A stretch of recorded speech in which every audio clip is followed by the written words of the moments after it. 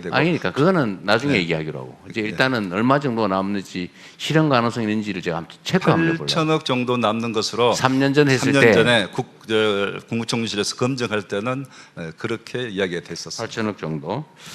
이거 아니 그러니까 이걸 담보하는 방법은 사실 어려운 게 아닙니다. 예, 그 별로 안 어려워. 예를 들면 그냥 단순하게 얘기를 하면요, 약속만 해도 안 지킬 경우가 걱정이잖아요. 근데 이 기부대 양녀 사업에 뭐 법을 고치든지 해가지고 무안군이 사업자로 참여하면 제일 확실하지. 그렇잖아요. 그 길을 열어주면 되잖아요. 쉽게 말해서 금고 관리를 무안군에 맡겨버리면 되죠. 그렇죠?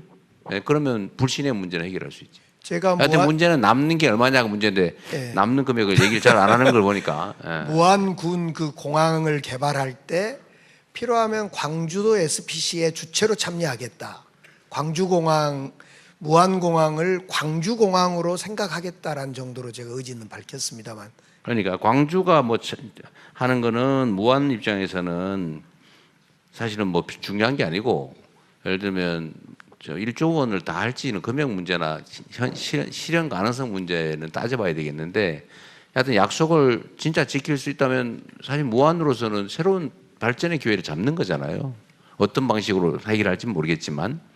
근데 못 믿겠다고 하는 거니까 실현 가능성 담보만 확실하면. 근데 그 측면에서는 이 기부대 양녀 사업에, 왜냐면 무안도 땅이 들어가니까 무안을 이 전체 기부대 양녀 사업이 지금 기부대 양녀 사업이 아니지 이제는. 정부가 재정 지원을 하도록 해놨으니까요. 이제 그 정부가 얼마 정도를 뭐 부담할지는 모르겠지만, 하여튼 무안도 하나의 공동 사업자가 돼서 예를 들면 뭐 처분 이익을 우선적으로 무안이 무안 발전에 사용하는 걸로 이렇게 만들면 있습니다. 그러면 별로 문제는 아닌 것 같은데, 실제로는 이제 얼마 정도의 사업성이 있겠냐가 제일 핵심이겠네요. 국방부 아까 그 제가 뭐 하나 궁금한 게 있는데,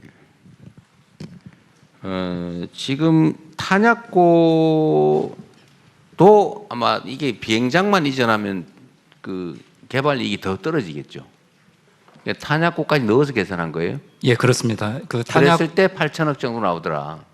예, 탄약고가 원래는 영외에 마륵동에 위치를 하고 있었습니다. 근데 이거를 영외에 있기 때문에 영내로 옮기는 게 타당하다 해서 그 사업이 추진되고 있다가 광주 군공항이 이전돼야 된다는 얘기가 나오면서 그 사업이 중단이 된 상태입니다. 다만 그때 탄약고 부지를 이미 확보했습니다. 영내 탄약고 부지를 확보해 놓은 상태이기 때문에. 어디에다가 확보했어요?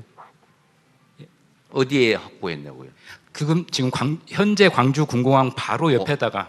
거기다가. 예, 그래서 지금 예. 맞아, 말씀하세요.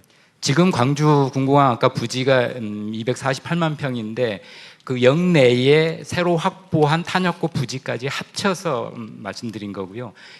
그거를 그게 한 100만 평 된다는 거 아니에요, 시장님 말씀에 의하면?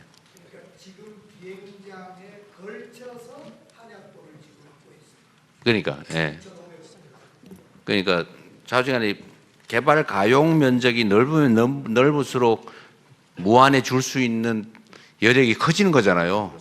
그러니까 그걸 다 따져봤을 때 지금 그 비행장 근처에 있는 탄약고는 이 군용 비행장에 부수한 시설이에요? 예, 그렇습니다. 그럼 군공항을 옮기면 그 탄약고는 필요 없는 거네요? 예, 같이 옮겨가야 돼요. 같이 옮겨. 그러면 됐네. 그러면 그 지금 현재 확보되어 있는 탄약고 예정 부지까지 다 합치면 한 50만 평 된다 그 말인가요? 제가 알고 있기는 250만 평 더하기 한 80만 평. 80만 평. 또 그래서- 약간 줄었어요. 아니 저희들은 통상 260 더하기 30만 100만 평 정도. 그렇습니다. 예. 30만 평 정도. 예. 그것도 250만 평에 245만 평쯤 되는 것 같더라고요. 5만 평도 큰 차이지. 예. 그러면 어쨌든 기본적인 개요는 그렇고,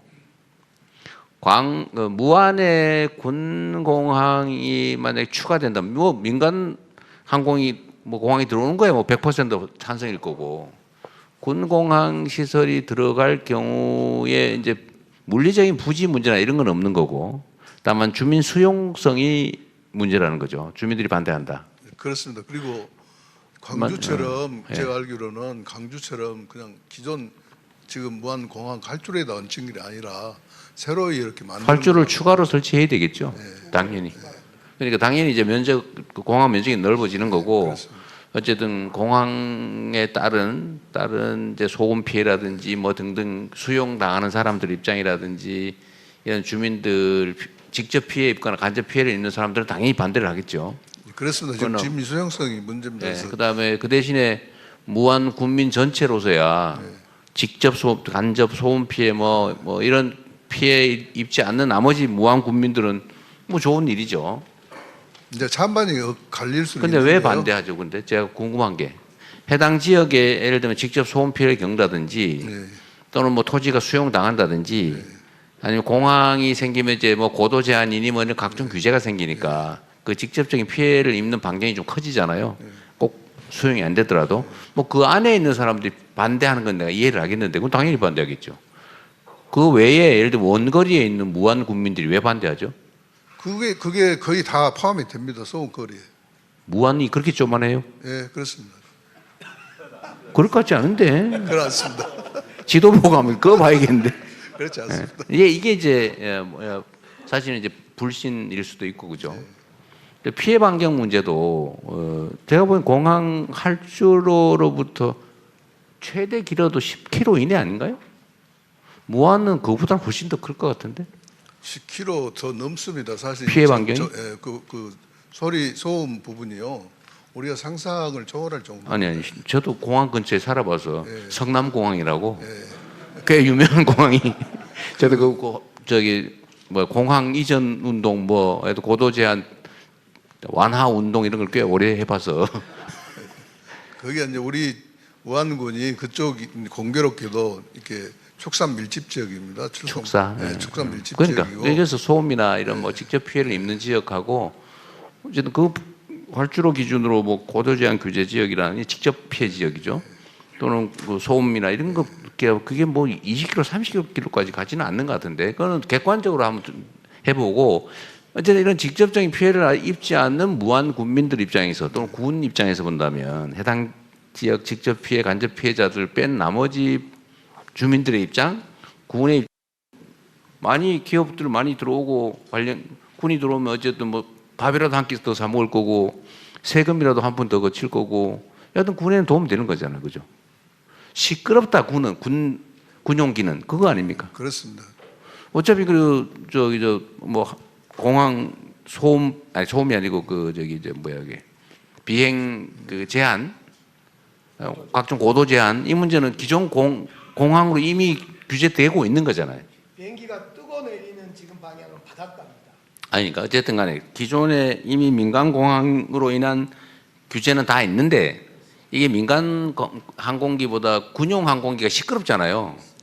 그러니까 군용 항공기는 안 되고 민간 항공기만 들어와라고 하는 거지 사실은. 그렇습니다. 그러니까 근데 그래서 내 결론은 이 소음 문제 말고 고도 제한으로 인한 재산상 피해 문제는 이미 민간 공항으로 다 설정돼 있는 거잖아요. 네. 그러니까 군 공항이 들어온 걸로 인한 추가 피해라고 하는 거는 소음이지. 네. 그럼 소음 피해가 기존 피해 지역보다 더 넓으냐 좁으냐는 그건 객관적으로 검증해 보면 될 일인데 제가 보기엔 소음 피해는 기존 피해 지역을 벗어날 것 같지는 않은데.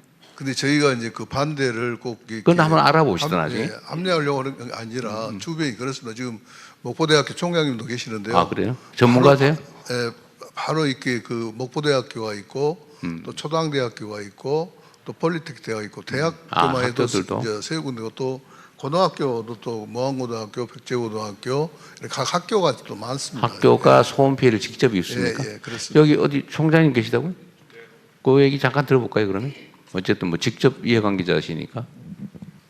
우리는 죽어도 안 되겠다. 학생들 동원해서 데모해야 되겠다 그런 건지. 네, 국민목포대학교 총장 송하철입니다. 멀리까지 광주 전남 제일 먼저 찾아주셔서 감사드리고요. 군공항 문제 이전에 관련해 가지고는 그 우리 대통령께서 직접 이렇게 나서서 해결의 실마리를 이렇게 찾아주시는 것을 정말 감사드립니다. 저희들 같은 경우에는 무안공항에서 직선거리로 한 15km 정도 떨어져 있는 것 같은데 그래요? 그래서 저희는 이제 본교가 지금 그쪽에 고도 제한 피해 지역은 아니고. 그건 아닙니다. 네. 그래서 그 저희들이 실제 당해보지는 않았기 때문에 그게 어느 정도 소음 피해가 날지 뭐 이 부분에 대해서는 정확히 제가 말씀드리기가 좀 어렵고요. 비행기 민간 항공기 소음은 들려요? 그건 안 들립니다. 안 들리죠. 네네. 그게 안 들릴 정도면 거의 없어요. 네. 그래서 이제 뭐 그 활주로 방향이라든가 시뮬레이션을 이착륙 해봐야지. 방향이라든가 네. 뭐 이런 쪽도 다 신경을 쓰겠다라고 하는데 아마 그것은 군에서 뭐 충분한 데이터가 축적이 돼 있지 않을까 하는 생각을 가지고 있습니다. 여기가 지금 목포대고 비행기는 이렇게 뜨니까 목포대가 그래. 이것도 객관적 시뮬레이션 해보면 돼요. 아니, 말씀하자 하세요. 네. 네네. 그래서 이제 저희들은 직접 경험해 본 바는 없어서 그런데 만약에 이제 항로가 뭐 그 위로 훈련 항로가 이제 학교 위로 설정될 일은 없겠지만 뭐 그렇다면 몇 피해가 가시화될 수도 있는데 뭐 그런 부분들은 설계상 문제라든가 이런 쪽에서 회피가 가능한 건 아니냐. 다만 이제 우리 군수님 입장에서는 교육기관이니까 그렇죠. 이제 그러한 우려를 하시는 것은 당연한 거라고 생각을 합니다. 네, 군수님이야 모든 가능성을 다 예측을 해야 되니까. 네.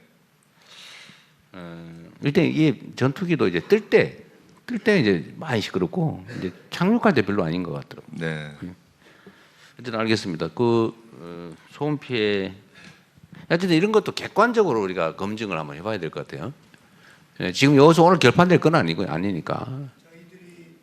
마이크 있으면 좀 드리세요. 이거 자유롭게 말씀하십시오. 중요한 일이니까. 저희들이 소음 피해와 관련해서는 하도 광주가 당해보니까 그런 피해를 무한했다 또 고통을 줄 수 없다라는 생각하에 항로 문제라든가 여러 가지를 볼 때 민간은 없는, 물론 축사는 많습니다. 근데 축사야 이제 당연히 보상은 충분히 해야죠. 충분히 보상하고 이전할 수 있는 건 하고, 그런데 소음 피해는 저희들이 토론회도 직접 하고 그랬는데 소음 피해 문제는 어째 없을 수가 있겠습니까마는 그 지금 광주가 겪고 있는 도심 한가운데 느낌은 아니니까 바로 바다로 뜬다거나 이런 문제가 있어서 그 문제는 과학적으로 학술적으로 검토해야 될 문제입니다만은 그 점은 없진 않겠으나 심하지 않을 거다 이런 생각을 해봅니다. 심하지 않더라도 사실은 이제 저도 옮겨오는 지역 입장에서는 대통령님 저도 한 안 가지 심하더라도 없는 것보다 있는 게 싫은 거고 안 오는 거 좋으니까 당연히 반대하죠. 그런 것도 예를 들면 이제 무한 군수님이 들으시면 섭섭할 수 있어요. 거의 없을 거다. 있다는 얘기거든. 있다는 걸 부정하지 않습니다. 어쨌든 말씀하십시오. 예. 저한테 자꾸 이제 광주 편만 든다 하니까 정말 말하기가 어려워요. 저는 객관적으로 말을 하는데 광주 편만 든다. 객관적이지 않아요. 당사자예요. 그런데 예를 들면은 광주 이제 시에 있는 위치하고 비교해 보면은 무안읍은 8km거든요. 8km.